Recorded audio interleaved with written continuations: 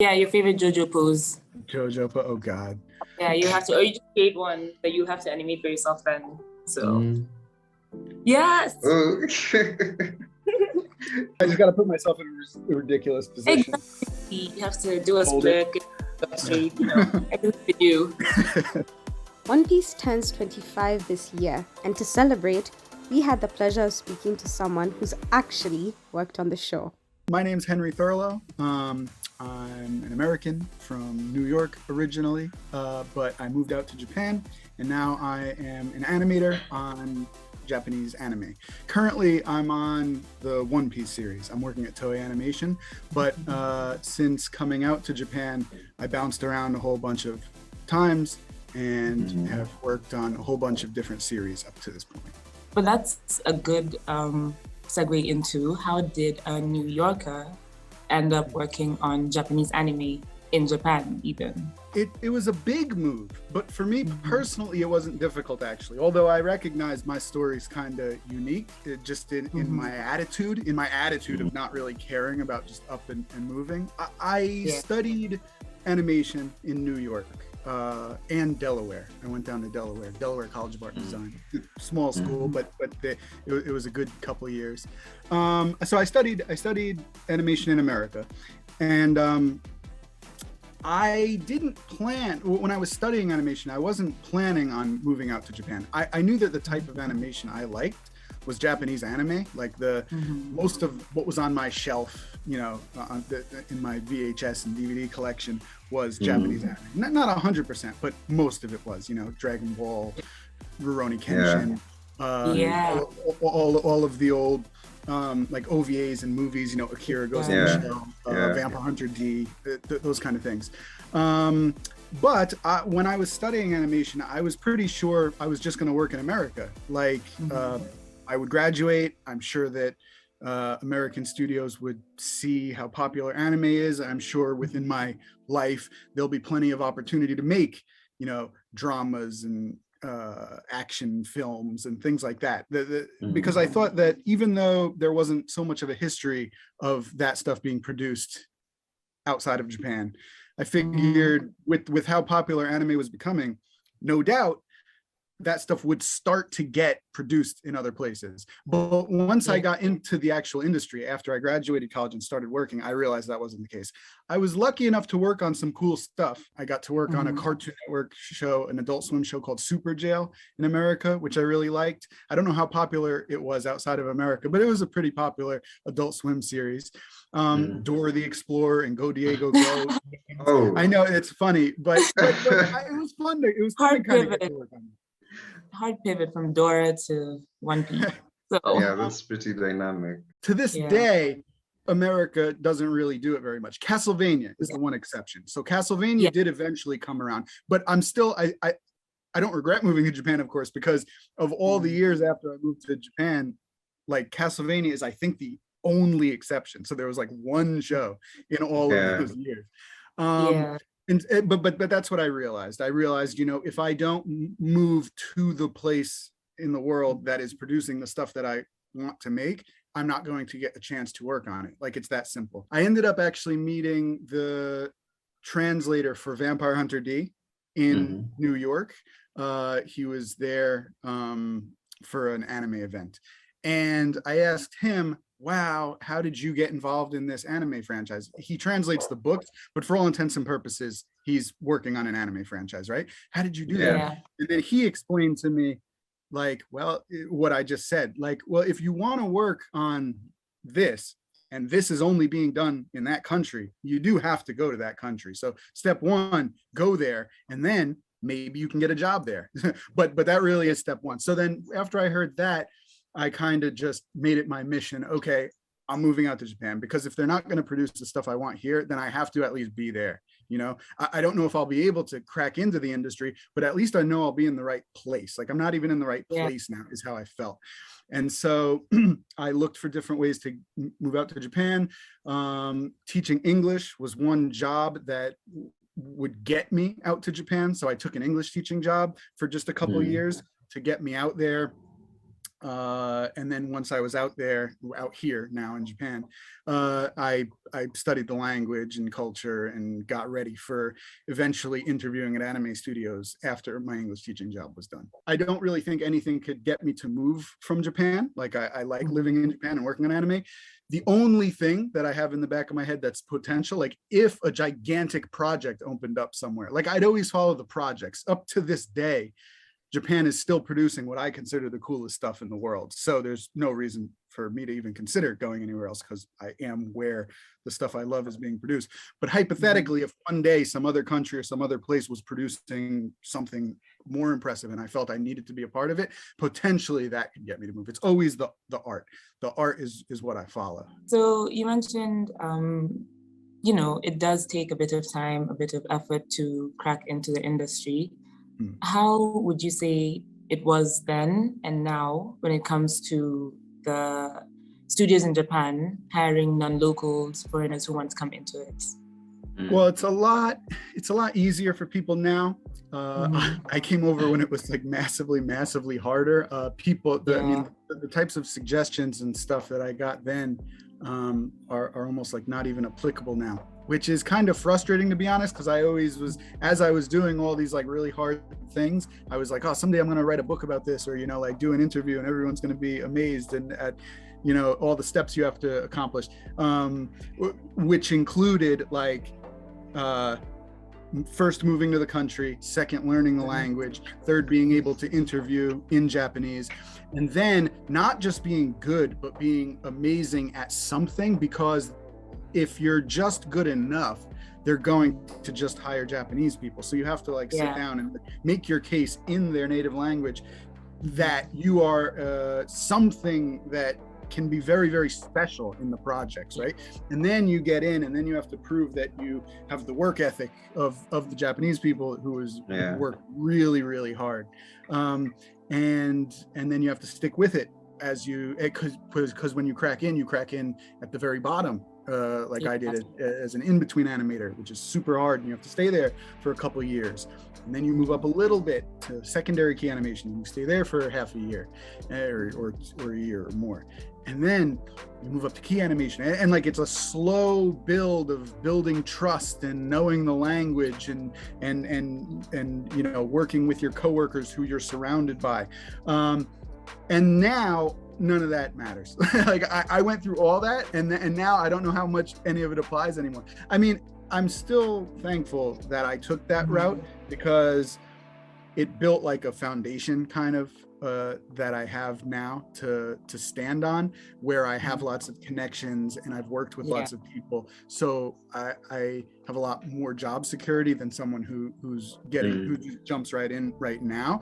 So I don't regret anything, obviously. But yeah, the people nowadays have it a lot easier because the advent of like Twitter and kind of production assistance on the projects, noticing that they can hire international freelancers who are interested in Japanese anime. You know, when I was cracking in, there was no foreigners. Like there was a couple, you know, Michael Arias had directed Tekken Concrete, and Arthel Isom, who is my business partner at the studio that I think we'll talk about.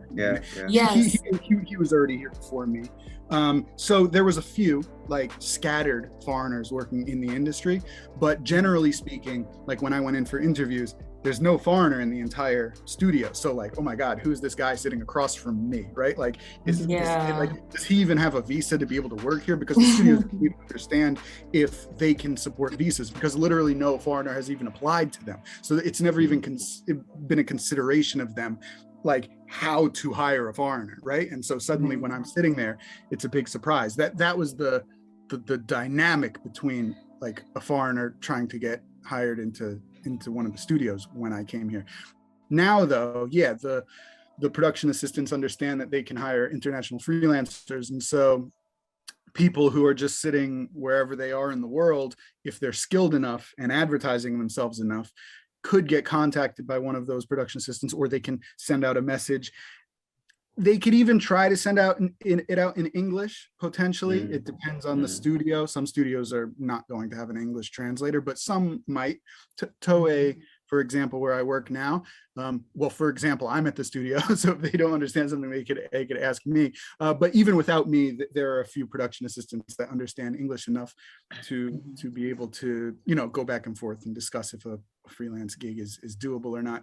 So that's just totally different, right? I had so much convincing to do when I came here, but now, no matter where you are in the world, if you have a good portfolio and you're advertising on social media properly and making sure the right people see it, it is possible to take freelance jobs. So currently you're working on One Piece, right, at Toei? Yes. A couple of days ago, weeks, whatever, you'd posted on your Twitter a couple of stills of Zoro you'd been working on for episode 1018. Yeah. And there's someone who had a lot to say about his auras. So my question to you would be, what kind of criticism have you faced in your work, and how do you face that criticism? I mean, it's the same with everyone. Like face to face, you get you see the kindness in people, but with the anonymous nature of being online, of course you get trolls just throwing out hate messages constantly. So it doesn't matter what industry you're in, the internet's just a trash pile.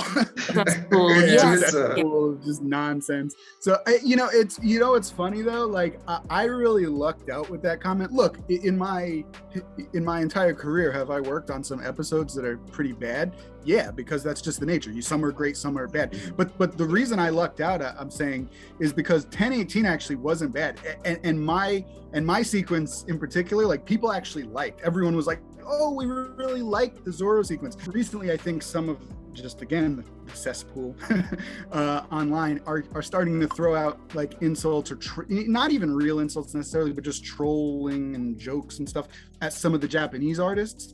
And I don't think that they understand, that exactly what is an insult, like what is a deep insult, like a hate-filled insult, and what is a joke. And so I really wish people would stop that. I do feel bad for the Japanese artists that aren't understanding what these trolls are doing, and I think that maybe they feel like the foreign audience might not like them or something like that. I guess trolls need to just stop what they're doing, but I'm screaming into the abyss. You're one of the founders of Dutch Studio. How did that happen?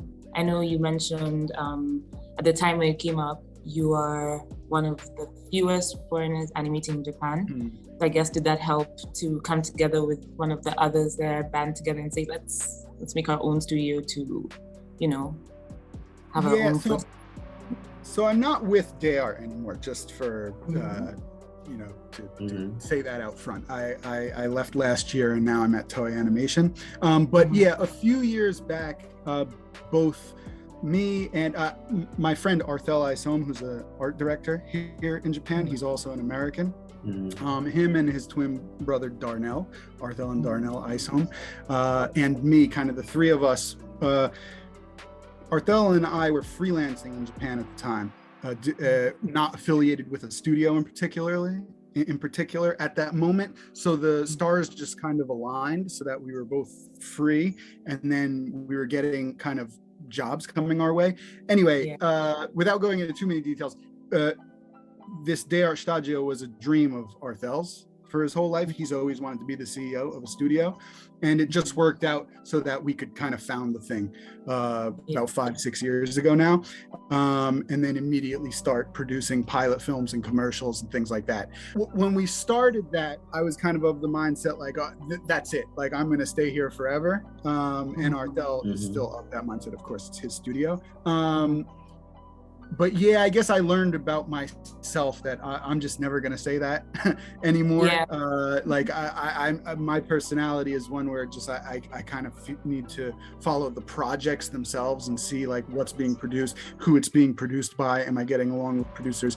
Does this thing look like the resume that I want, my life to become, et cetera. But look, I still love the Studio. I still support everyone there. Still friends with Arthel. So we built that studio, produced a whole bunch of pilots and things like that.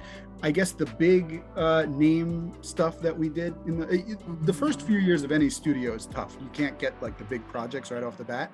So it's not like we produced our own big series, but we did an Adidas commercial, and then we did Sturge Hill Simpson's Sound and Fury. That's an anthology anime on Netflix, so people who have Netflix should check that out.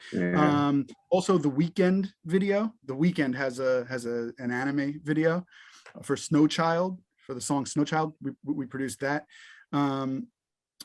And recently, after I left, they produced an episode of The Boys, Diabolical.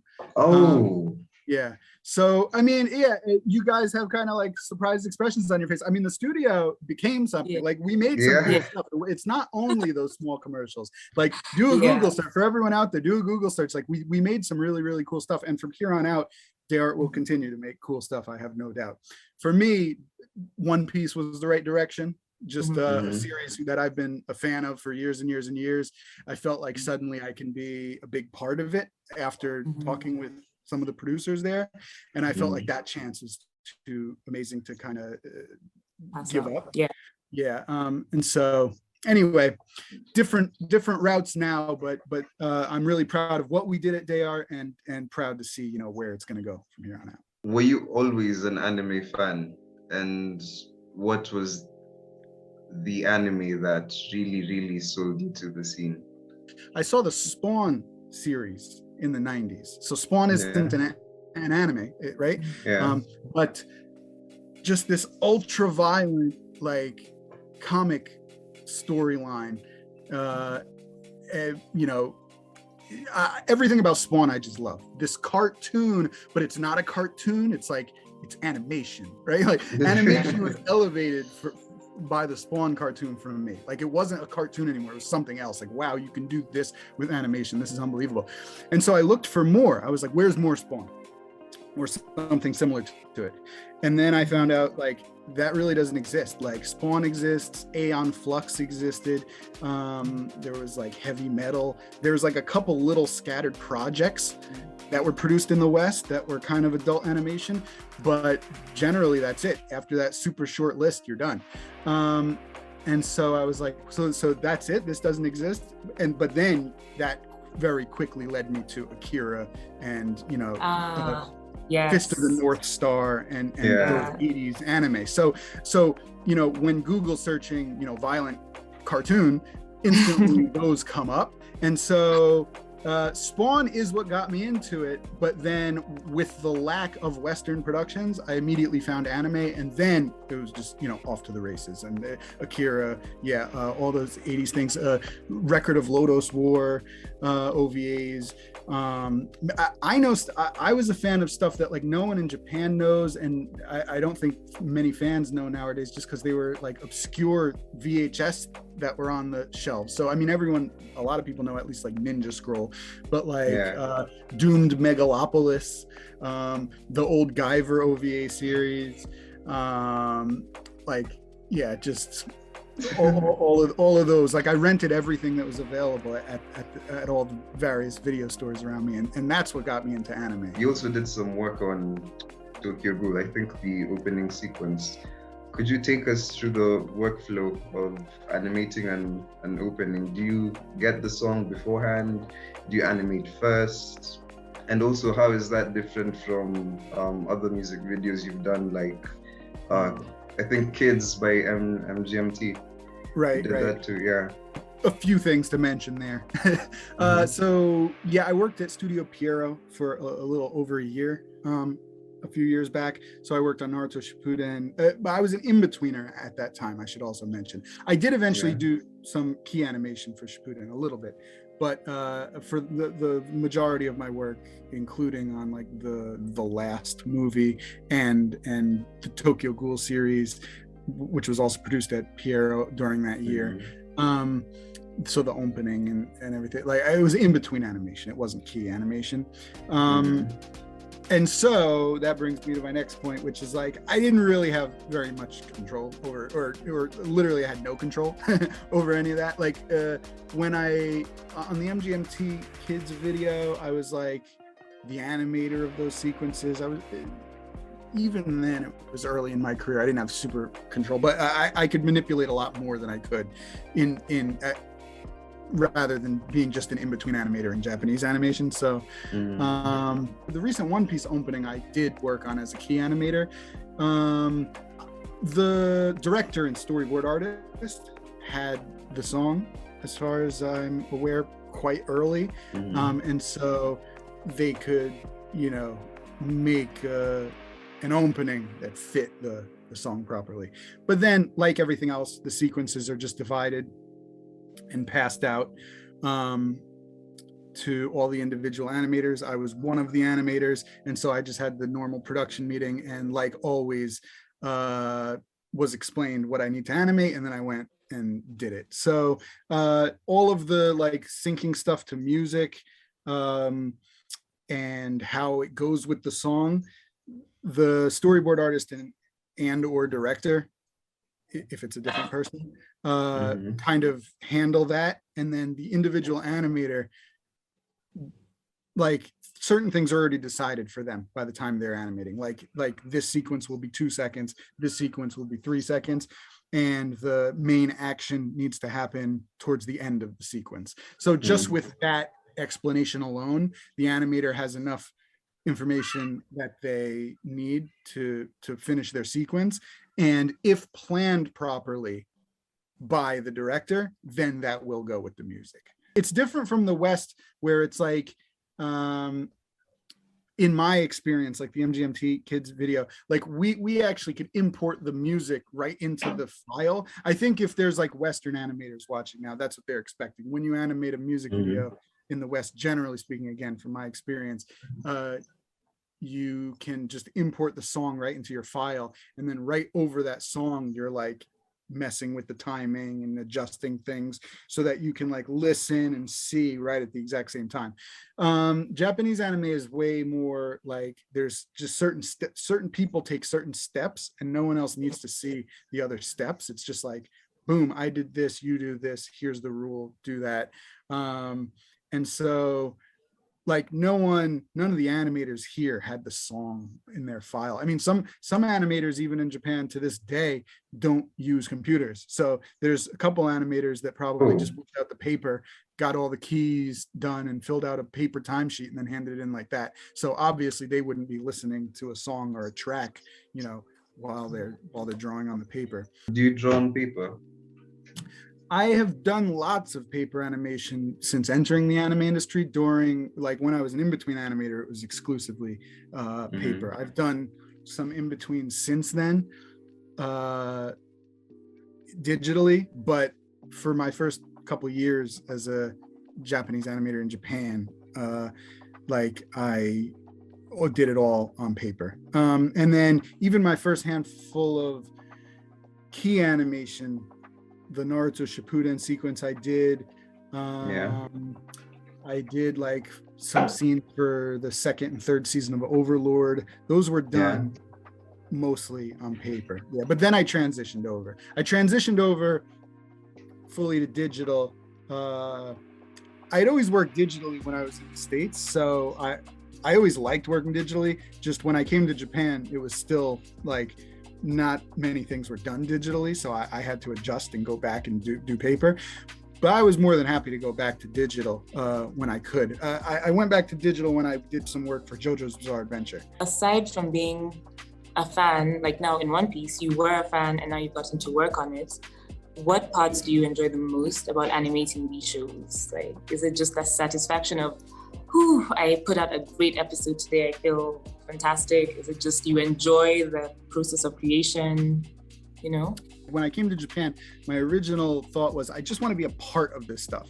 I feel like these are the best series in the world. I just need to be a part of it. If I can just be an in-between animator, if I could just do anything, if I could just see my name on the credits, like I'll feel like I contributed and I got to sit around the creators who did this and learn from them. And just that learning process and being able to experience that and knowing that I did that in life, that I had it in my mind that I wanted to accomplish it, and then I made what was in my mind reality, which is, you know, here I am in New York, but, you know, my idea is I'll be in Japan getting credited on anime. I just want to make that a reality, right?